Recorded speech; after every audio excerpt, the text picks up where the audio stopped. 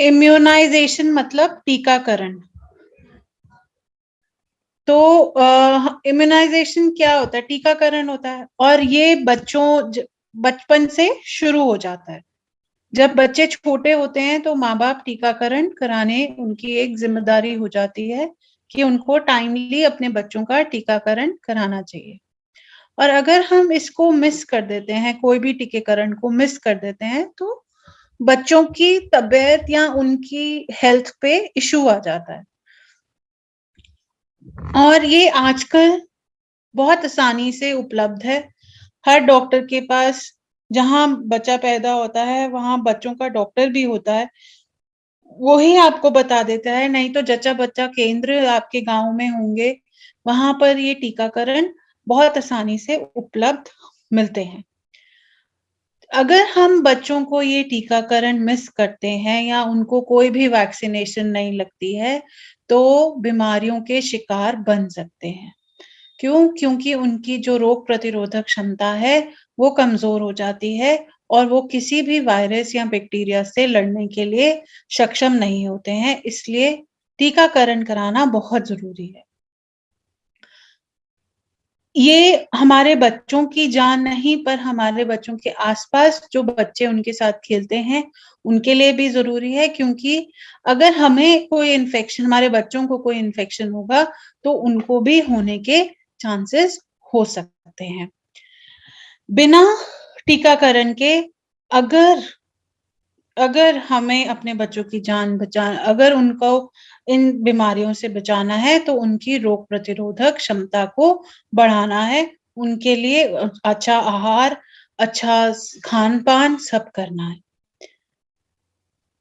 बहुत सारे टीकाकरण ऐसे होते हैं जो बहुत जानलेवा बीमारियों से हम लोगों को बचा सकते हैं।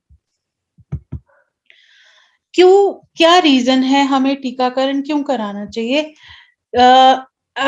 एज अ पेरेंट, मतलब एज अ माँ बाप, हम अपने बच्चों के लिए सब हेल्दी, सब पौष्टिक चीजें करने की कोशिश करते हैं।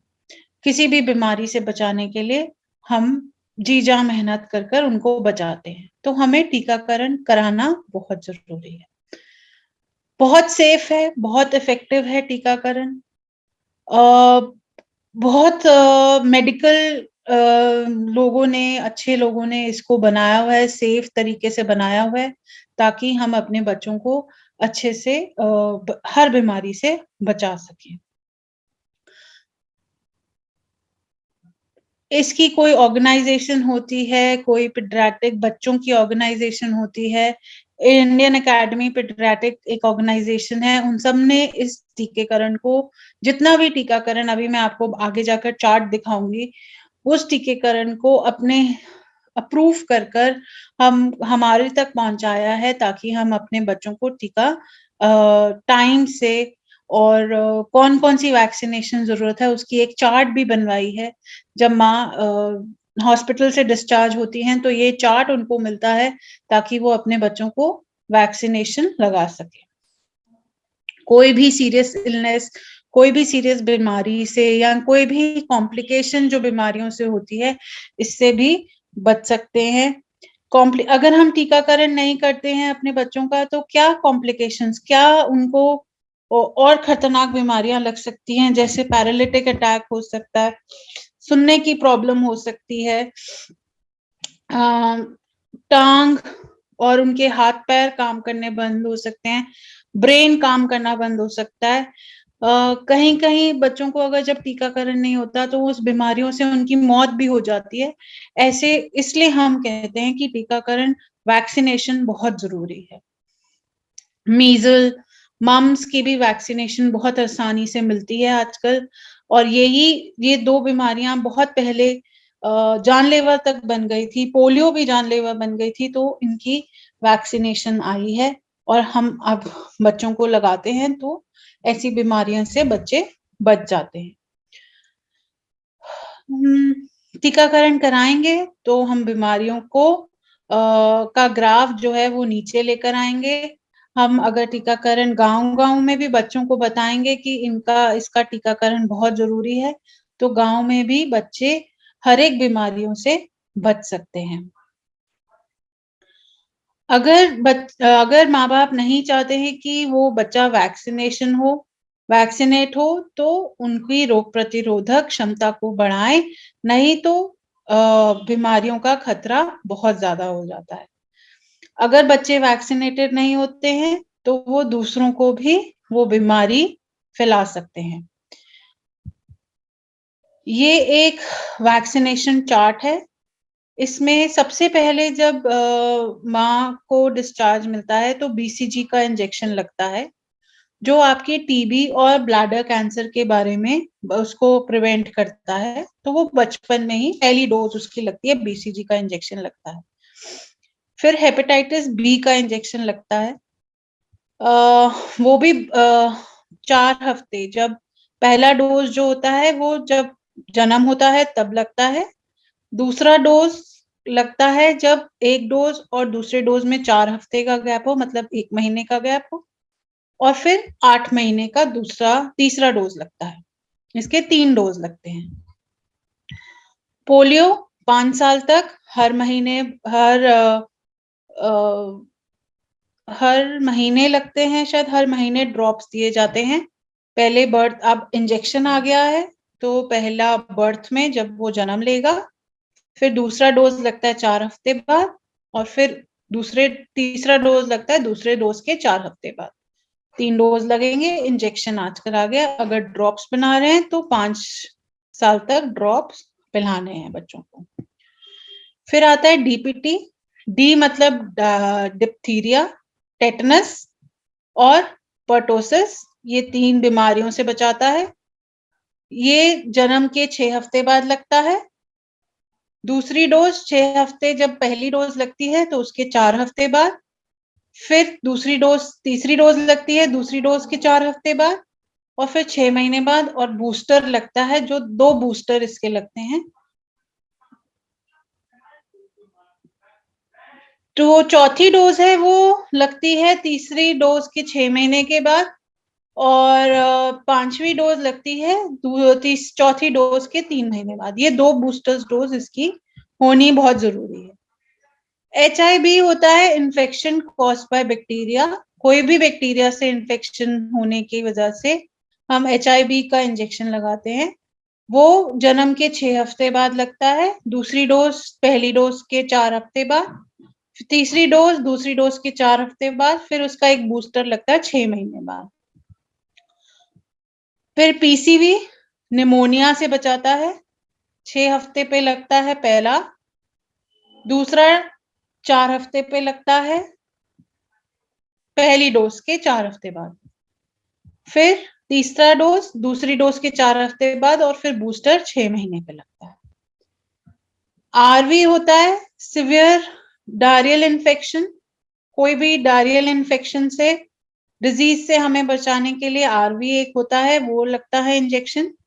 वो जब बच्चा जन्म लेता है तो 6 हफ्ते के बाद, और एक लगता है बूस्टर लगता है 15 महीने के बाद। ये अब आपके पास आ रहा होगा कि ये सारे इंजेक्शन 6 हफ्ते 4 हफ्ते 4 हफ्ते, ऐसा तो बच्चे नहीं लगाते हैं। तो डॉक्टर्स आपको बता देंगे कि पहले और दूसरे इंजेक्शन में कितने टाइम का गैप होना चाहिए। टाइफॉइड टाइफॉइड फीवर, डायरिया, इन सब से बचाने के लिए 9 महीने पे इंजेक्शन लगता है, और दूसरा बूस्टर लगता है 15 महीने के बाद। फिर एक MMR होता है, मीजल्स, मम्स, रुबेला। ये 3 बीमारियों से MMR एक इंजेक्शन नाम है, उस बचाता है। वो 9 महीने में और 6 महीने पे लगता है। फिर चिकन पॉक्स से 1 साल पे और 3 महीने पे। फिर हेपेटाइटिस ए जो होता है वो लिवर डिजीजेस, 1 साल पे और 6 महीने पे। फिर टीडैप लगता है, डायरिया, टेटनस, पर्टोसिस, 7 साल पे। पहले भी लगा था और अब भी लगता है 7 साल पे। फिर टेटनस लगता है। HPV, कोई भी कैंसर या किसी चीज की वार्ड्स की बीमारी हो, उससे 9 साल पे। और ये इंजेक्शन फिर लगते हैं जब बच्चा 14 साल का हो जाता है, तब 6 महीने पे लगता है और फिर 15 साल का 1 महीने पे, ऐसे कर कर इनको इंजेक्शन लगते हैं। ये आपका एक इम्यूनाइजेशन रूटीन है। ये एक चार्ट है जो हर एक माँ को मिलता होगा जब वो डिस्चार्ज होती हैं। नहीं तो ये जच्चा बच्चा केंद्र में भी चार्ट उपलब्ध होंगे। इस चार्ट को देखकर आप अपने बच्चों को टीकाकरण करा सकते हैं।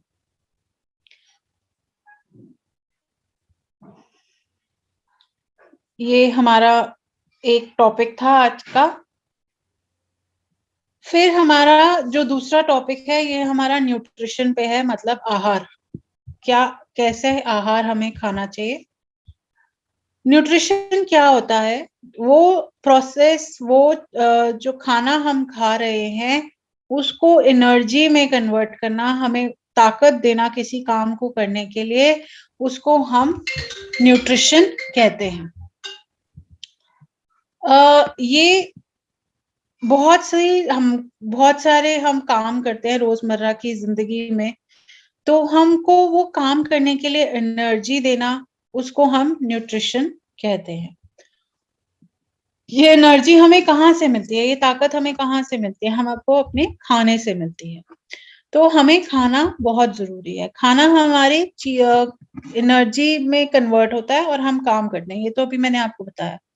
खाना हमको हमारी ग्रोथ के लिए, हमारे अगर सेल्स जो अंदर, जो मैंने आपको बताया था कि रोज सेल्स नए टूटते हैं, पुराने टूटते हैं, नए बनते हैं।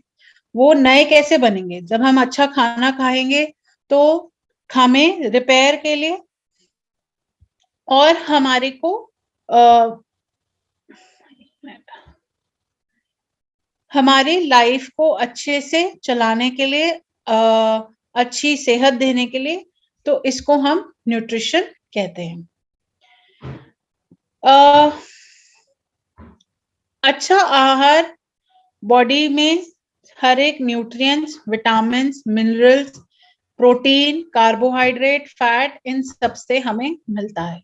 क्योंकि हम जब खाना खाते हैं तो हमें इस इतने प्रकार के न्यूट्रिएंट्स हमारे बॉडी में जाते हैं। अगर हम गंदा न्यूट्रिशन लेते हैं, अच्छा खाना नहीं खाते हैं, हम जंक फूड बहुत खाते हैं या हम तला भुना बहुत खाते हैं, तो हमको अच्छा न्यूट्रिशन नहीं मिलेगा। हम क्या बनेंगे? या तो हम मोटे हो जाएंगे या बहुत पतले हो जाएंगे। ऐसा भी होता है। अगर कोई नहीं गंदा खाना खाएगा, अच्छा खाना नहीं खाएगा, तो वो बहुत मोटा हो सकता है या बहुत पतला हो सकता है, बहुत कमजोर भी हो सकता है, किसी काम में मन भी नहीं लगेगा, ना खेलने में ना काम करने में, जनरली वो बीमार ही रहेगा। अगर हम अच्छा आहार लेते हैं तो हम बढ़ भी जाएंगे। गो मतलब अपना काम भी करेंगे, ग्रो मतलब बढ़ेंगे भी, और ग्लो मतलब हमारी त्वचा भी ग्लो करेगी। तो 3 जी पे होता है। न्यूट्रिशन अगर हम लेंगे, अच्छा आहार अगर लेंगे, तो हम कहते हैं ना, बच्चों को हम बोलते हैं कि अच्छा खाना खाओगे तो जल्दी जल्दी बढ़ोगे, तो ग्रो करेंगे। गो मतलब आप काम करोगे, सारा काम अपना कर सकते हो। ग्लो मतलब कि आपका त्वचा भी ग्रो करेगा। Grow go food energy giving food होते हैं, जिस जो हमें कार्बोहाइड्रेट्स और फैट से मिलते हैं। ग्रो फूड कौन कौन से होते हैं? जो हमें प्रोटीन से मिलता है। हम हमारे अंदर शरीर में जितनी हमारे जो टूटा है, सेल्स टूटे हैं, उसको रिपेयर करता है, हमारी टिश्यूज को रिपेयर करता है, सिर्फ हमें प्रोटीन से मिलता है। ग्लो हमें विटामिन और मिनरल से मिलते हैं, ये हमारी त्वचा को ग्लो करते हैं, हमारे डाइजेशंस को पचाने की शक्ति को इम्प्रूव करते हैं। तो हमें अपना खाना उसी तरीके से प्लान करना चाहिए कि हमें सारे न्यूट्रिएंट्स हमारी बॉडी को मिले। अब न्यूट्रिशन क्यों जरूरी है हमारे बॉडी को? क्योंकि हम बीमार ना पड़े, हमारी रोग प्रतिरोधक क्षमता बढ़े। कोई भी फिजिकल काम करने के लिए हमें अच्छा आहार खाने की जरूरत होती है। हमको अच्छा आहार हमारे लिए क्यों हेल्प करता है? क्या हेल्प करता है? हमको किसी बीमारी से बचाता है, चाहे वो हार्ट की बीमारी हो, चाहे डायबिटीज की बीमारी हो, चाहे हार्ट की बीमारी हो, चाहे कैंसर हो, चाहे जोड़ों का दर्द हो, अगर हम अच्छा आहार खाएंगे तो हम इन सब बीमारियों से भी बचे रहेंगे। ब्लड प्रेशर से बचे रहेंगे, नमक कम खाएंगे, तला कम खाएंगे तो हम ब्लड प्रेशर से भी बचे रहेंगे, कोलेस्ट्रॉल से भी बचे रहेंगे। हमारा जो वेलबींग है, हम अपनी दिनचर्या को अच्छा कर सकते हैं। किसी भी बीमारी से लड़ने के लिए हमें शक्ति मिल सकती है अगर हम अच्छा आहार खाते हैं। अगर हम बीमार भी पड़ते हैं तो हम अच्छा आहार खाएंगे तो उससे जल्दी रिकवर भी हो जाएंगे। हमारी जो एनर्जी है वो इंक्रीज हो जाएगी कोई भी काम करने के लिए। तो इसलिए हमको अच्छा आहार खाना बहुत जरूरी है। अब कुछ टिप्स है अच्छा खाना खाने के लिए, कुछ टिप्स हैं। अनिला जी, आपको कुछ पूछना है? टिप्स हैं कुछ क्या हमें खाना चाहिए। अपने डाइट में फ्रूट का इंटेक जरूर करें। हमें एक फ्रूट रोज खाना चाहिए, चाहे कोई सा भी खाएं, एक फ्रूट रोज खाएं। जूस की जगह फ्रूट का सेवन जरूर करें। सब्जियों का सेवन करें, आजकल सर्दियों में बहुत हरी भरी सब्जियां आती हैं, उसको खाएं। जितना हो सके दालों का इंटेक, रोटी का इंटेक हमें करना चाहिए अपने डाइट में। दूध हमें कैल्शियम देता है, विटामिन डी देता है, हमारी हड्डियों को मजबूत करता है। तो दूध, छाछ, दही, पनीर ये भी हमको डाइट में लेना चाहिए। प्रोटीन भी लेना चाहिए, जो अंडे खाते हैं वो अंडा भी खाएं, दूध भी पिएं। इन सब से हमें प्रोटीन भी मिलता है।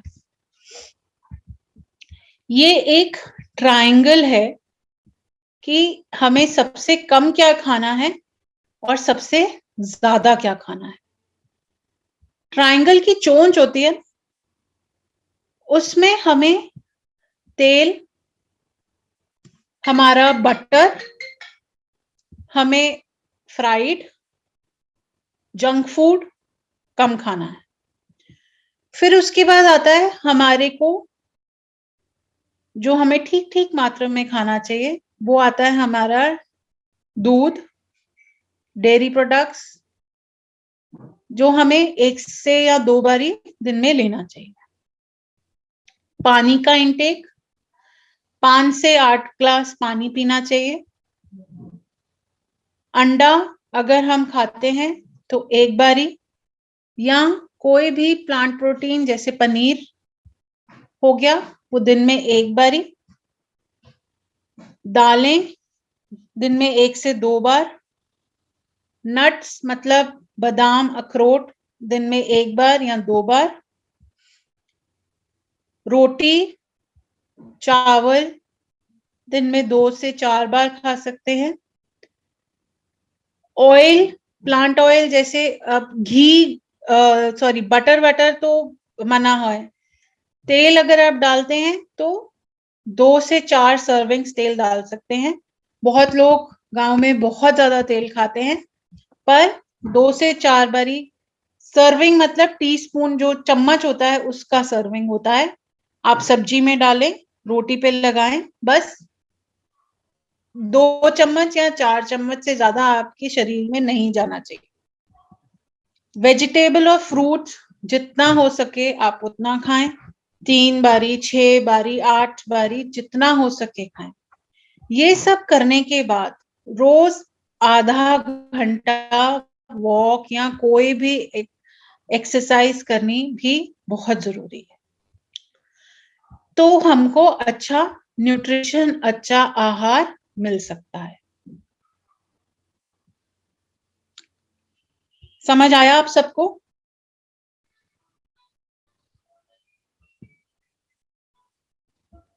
जी मैम। तीसरा टॉपिक हमारा मलेरिया और डेंगू के ऊपर है। ये बहुत कॉमन बीमारी है, जो मच्छर के काटने से होती है।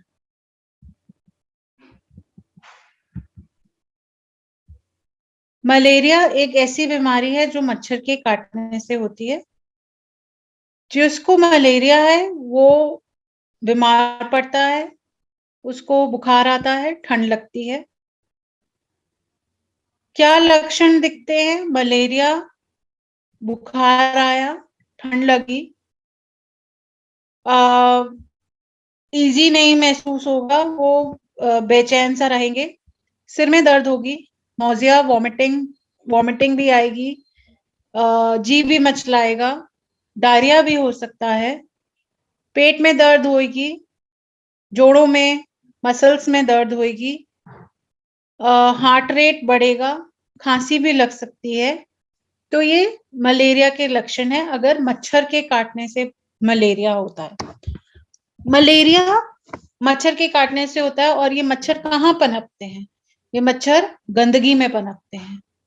अगर आपके आसपास चीजें साफ नहीं है, अगर आपके आसपास जगह साफ नहीं है, तो ये मलेरिया के मच्छर वहीं पनपते हैं, डेंगू के मच्छर भी वहीं पनपते हैं। तो ये दो जो बीमारियां हैं ये मच्छरों के होने से होती हैं।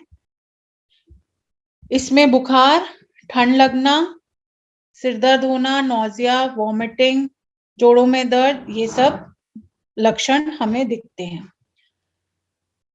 ये जो मलेरिया है वो एक साइकिल की तरह है, मलेरिया साइकिल अटैक, कि आपको दोबारा भी मलेरिया का मच्छर काट सकता है। आपको अगर मलेरिया का मच्छर काटता है तो पहले क्या लगता है? ठंड लगती है, उसके बाद फीवर आता है, और उसके बाद जब फीवर नॉर्मल, मतलब हम दवाई खाते हैं तो पसीने भी आते हैं और फीवर जो है नॉर्मल पे चला जाता है। मलेरिया के जो सिम्टम्स हैं वो थोड़े हफ्तों के बाद, जब मच्छर काट जाता है उसके थोड़े हफ्तों के बाद, मतलब 1 हफ्ते के बाद आपको दिखने शुरू हो जाते हैं। कैसे इससे बचा जाए? या तो उस जगह पे ना जाए जहां मलेरिया ज्यादा फैला हुआ है, और मलेरिया कहाँ फैलता है? जहां गंदगी है।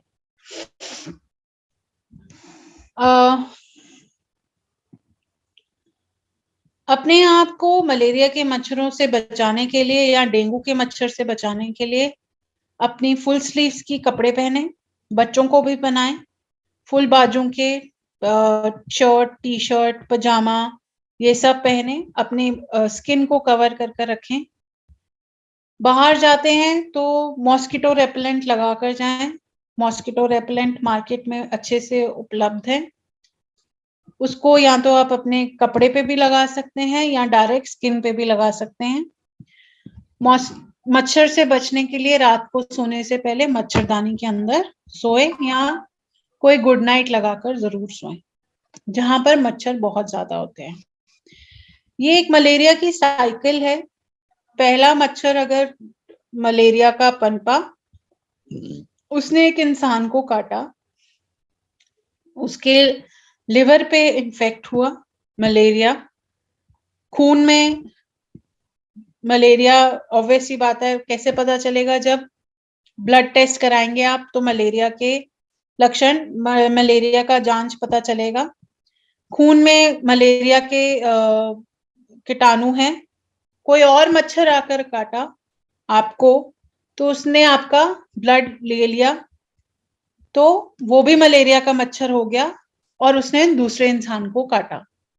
तो ऐसे मलेरिया फैलता है एक दूसरे से। मच्छर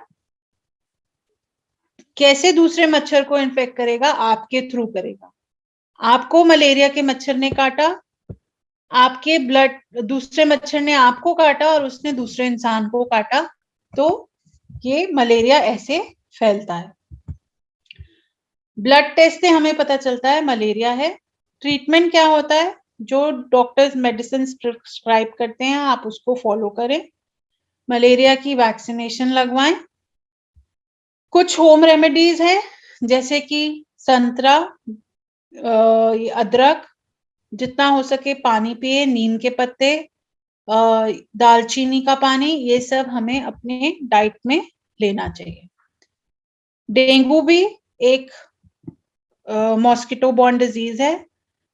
इसके सिम्टम्स भी यही होते हैं, तेज बुखार, सिर में दर्द, आंखों के पीछे दर्द, मसल्स जॉइंट में पेन, वीकनेस होना, वॉमिटिंग होना, स्किन रैश हो सकता है, या कुछ अगर डेंगू का इलाज नहीं होता है तो नाक से खून आना शुरू हो जाता है, मसूड़ों से खून आना शुरू हो जाता है। डायग्नोसिस कैसे करते हैं, इसका पता कैसे चलता है कि आपको डेंगू फीवर है? ब्लड टेस्ट से पता चलता है कि आपको डेंगू है, या आपने कहीं ऐसी जगह ट्रैवल किया है जहां डेंगू पहले से फैल रखा है और आपको सिम्टम्स आते हैं, तो आप डॉक्टर को जाकर बता सकते हैं कि वहां डेंगू फैला था और मैं गया था या गई थी, तो मुझे ये सिम्टम्स हैं। ट्रीटमेंट, कोई स्पेसिफिक ट्रीटमेंट नहीं है डेंगू का। जो डॉक्टर्स देंगे आपको वो पेन किलर्स दवाई खानी है। जितना हो सके आराम करें, बहुत सारा पानी पिए, और प्लेटलेट काउंट्स कम हो जाती है दोनों बीमारियों में, तो डॉक्टर्स इसलिए कहते हैं कि बार बार ब्लड टेस्ट कराएं ताकि आपके प्लेटलेट काउंट को देख लिया जाए। कैसे बचा जाए? मॉस्किटो रेपेलेंट लगाएं, जहां पानी जमा है वहां से पानी को साफ करने की कोशिश करें। जब खासकर ये दोनों बीमारियां तब फैलती हैं जब बारिश होती है, बारिश में पानी जमा हो जाता है, कूलर में पानी को ना जमा होने दें। अपने घर को जाली वाले दरवाजे से बंद रखें ताकि मच्छर ना अंदर आए। पूरे बाजू के कपड़े पहने और कहीं पर भी पानी को ना जमा होने दें। जहां पानी है उसको, पीने का पानी को भी ढक कर रखें और घर के बाहर पानी को जमा होने ना दें। Thank you.